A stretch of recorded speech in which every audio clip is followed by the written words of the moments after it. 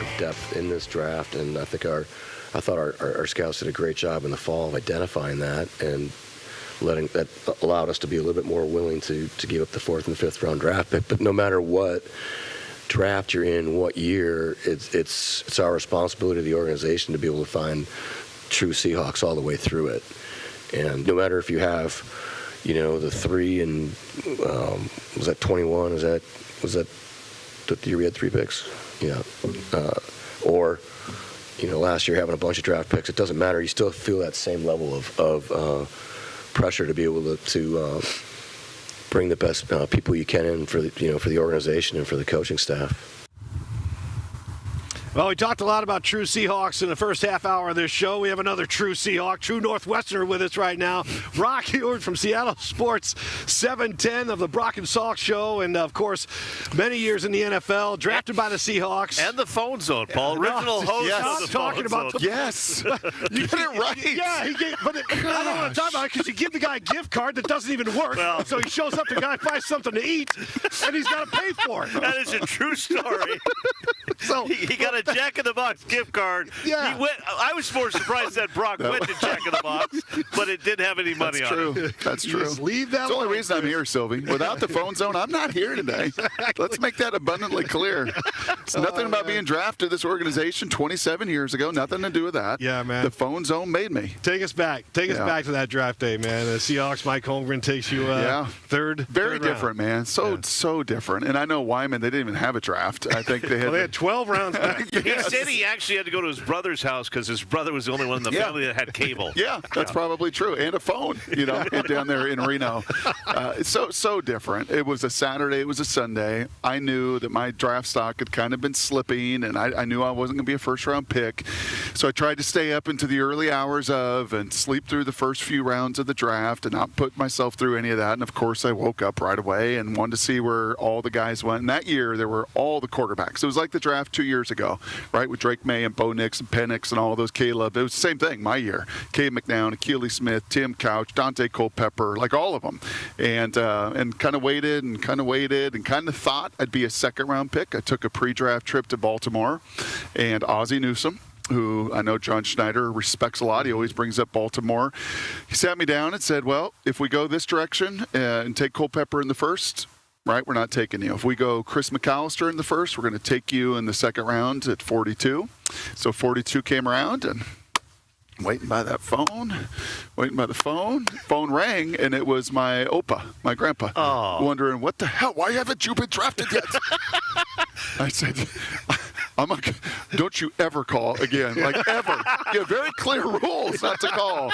Baltimore didn't call. Seattle called at 77, zipped up the 405 to the facility then at Northwest College, and the rest is history. Hold on. Parent of 3. Yeah. Before you zip up, what's the moment like with Mike and Peg? What is that? Because a lot of players are going to have that moment today. They're going to have loved ones, family members, opas, omas, papas with them. Good what job. is that moment like with family? Yeah, it's pretty sweet. And it was actually, I remember seeing my name even before the phone call, right? I mean, it was such a different era, not as dialed in as they are now. And I was like, hold on a second. Was that finally my name up there, right? And the room kind of erupted. And you've been to Peg and Mike's house. Oh, yeah. It's still there, blocks from the fair. We park cars on the grass before the fair, and it's still right there. And there was friends and family. Molly was there. I think Larry and Carol, Peg, and my brother. Like, there are people there. And I think it was Dan Looker was one of the first calls right afterwards, which was pretty sweet, too. Like, bro, you get to be home. You get to be home. And that was, there was a rush. And then I drove up, and I got to meet Dave Pearson for the first time. And he kind of cut me off at the knees. It was like, you're a third-round pick, let's not get all too excited. All right? Let's just settle down. Yeah. You're not going to be doing any radio shows. You're not going to be doing any TV stuff. Just settle down, earn your spot. Yeah. But it was a pretty special, cool day. Let me ask you talk about being at home and everything, and this day and age, even Fernando Mendoza will be home tonight for that first round. Back in the day, guys loved being on stage, paraded out there, giving a hug to the commissioner, holding the jersey up. That's a moment that they'll never forget. Yep. And it's different these days, Brock. Yeah, for a multitude of reasons. I think for back in the day, they paid guys pretty good money to go to New York too, right? You get to have your family. We put you up in New York City where the draft always was. Now the draft's in Green Bay. It's in Pittsburgh. It's in different spots. Number two, these guys make a lot of money coming in. Like, yeah. You're gonna pay me $10,000? Really?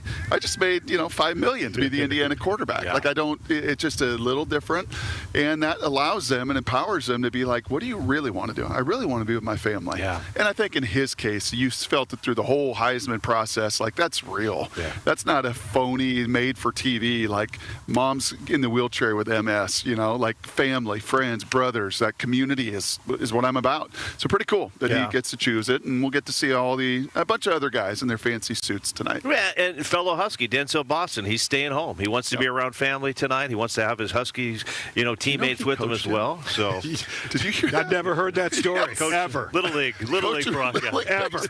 Yeah. I have it memorized, Brock. He made me the phone zone, and he made Denzel coaching him at Emerald Ridge Little League Baseball. Okay, Again, enough. I've never heard that story. Let's break it down. Let's get into it. Yeah, We start let's at go. number 32. I think the word is out. They're more than likely going to trade. Yeah. We had Rob Rang on yesterday thinking that they're going to trade down to 34. A lot of people still pointing to the running back position. A lot of people still pointing to the young man out of Notre Dame, Jadarian Price. Do you think that's where they go first? Yeah, I think he's certainly in play there. I think there's some corners in play. I think there's some edge players in play. I said this morning on the show. The good and the bad of this day and age we live in with all the data and all the information is unlike in 99 where people went about their jobs very differently. The 32 GMs in these buildings behind us, they kind of operate with a lot of the same data. Right, a lot of the same resources, a lot of the same process. A lot of the GMs are friendly. There's GMs in this league that used to work here for John. Like they go about it in a very similar vein. And I think I've heard from 10, 40 to 80. 40 to 80, 40 to 80. That's the value. That's where you really want to get because the players 40 to 80 from a value standpoint are not much different. And there's cost savings and there's opportunity as we watch these Seahawks behind us get going. I think to find a bunch of Seahawks 40 to 80, the question will be if you trade back, will that running back be there? Yeah. Because the running back number 2 versus running back number 3 is a significant difference. Listening to you and Mike Salk, we've talked about Price. I've heard you mention Chris Johnson out of San Diego State. Yes. Tell the viewers a little bit more about this young man. Yeah, he's super athletic corner. I mean, he's a talented, just smooth, big, and you lose Reek Woolen, and you got Spoon, and you got Josh Jobe, you got pieces, but this guy's bigger. Like he's a little bit more physical presence. He's young, he's hungry. When I've done this for all these years of watching all these guys and talking about so many of them, what I found myself loving, and maybe a bias to this, is I love guys that are doing this, just ascending. I don't love to see like, oh, yep, starred, and oh, slumped, and oh, starred, or oh, did nothing, oh, popped, right, is my light at the end of my college tunnels appearing and incentives growing. Like, I want to see guys just do this. And he did that. Became the Mountain West Defensive Player of the Year. He takes the ball away, does all those things. Pretty fun player to watch. Oh, well, we have a lot to get to here with Brock, and it's just fun to get some insight from guys that play in the NFL, especially this man because he's from the Northwest. And, when you sit here and you look at everything going, the guys are in here behind us. They have the voluntary workouts. And Mike McDonald said the other day at his press conference, this is just a great time of year to get these guys back from the break. He's so excited to get going, and he loves the buy-in, loved it last year, loved it since he's been here, that these players have. Yeah, it's an ecosystem. I'm trying to think of a new word outside of culture because it's always culture. And it's just kind of an ecosystem in a workplace where you want to be. Yeah. Like, I want to be there. And I've been in places, and even in my little 6-year career, where I'm like, I really want to be there. And then there were some years where like, I don't really want to be there. Like, I just don't. The guys, the buy-in, the care factor, the selfishness, the ego, like. And right now, they got this thing going. I was chatting with Damon last night. He said to me, "Is it kind of still weird? These guys won the Super Bowl." Yeah, I started the show with that. No, you did not. Yes, I did, Brock.